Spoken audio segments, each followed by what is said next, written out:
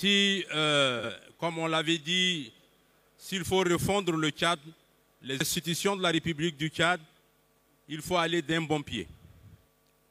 On considère que tout ce qui a été fait, soit que ce n'était pas achevé, soit que ce n'était pas bon.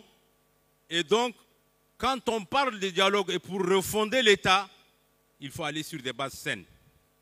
Il faut que mes camarades des partis politiques écoutent raison.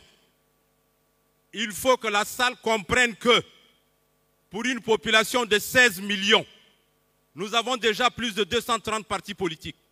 Nous avons 45 frères qui sont arrivés avec leur mouvement qui vont aussi se transformer en partis politiques. Est-ce que c'est cela qu'on veut pour le Tchad?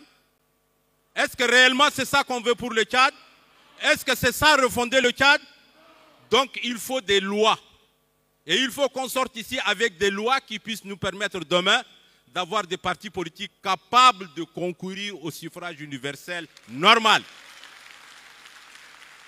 Nous avons vu, vous-même, Monsieur le Président, dans le CNDP, le président Saleh, le ministre Alabo, le président Kassir et les autres, et Félix qui va me suivre. C'était difficile de gérer, malgré qu'on s'est entendu avec l'accord de 2007, de créer un cadre paritaire, une CENI paritaire. Malgré cela, nous avons eu des problèmes. Il faut de nouveaux mécanismes. Il faut que les gens s'entendent pour dire à partir de maintenant, plus de fraude, plus je ne sais pas moi, d'alliances bizarres. Il faut que les gens aillent sur une nouvelle base et cette nouvelle base, c'est la refondation de l'État.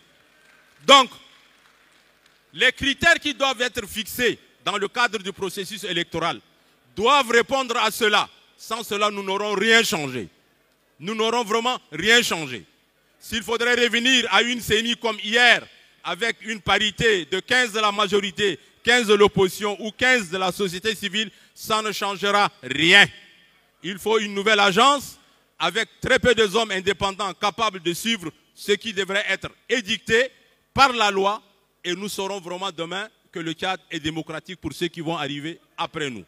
Mais il ne faudrait pas, Monsieur le Président, qu'on retombe encore dans cette erreur. Si nous devrons créer un cadre de dialogue politique, ça devrait être une sorte d'observatoire pour rappeler les gens à l'ordre, pour rappeler les gens à la loi. Mais ce n'est pas pour créer encore des institutions de plus et pour faire plaisir à des partis politiques parce qu'il y en a qui, même si ça fait mal, mes chers frères, nous avons nos partis politiques dans notre sacoche. Il n'y en a pas dans le pays. Ce n'est pas vrai. Qu'on ne nous raconte pas des histoires.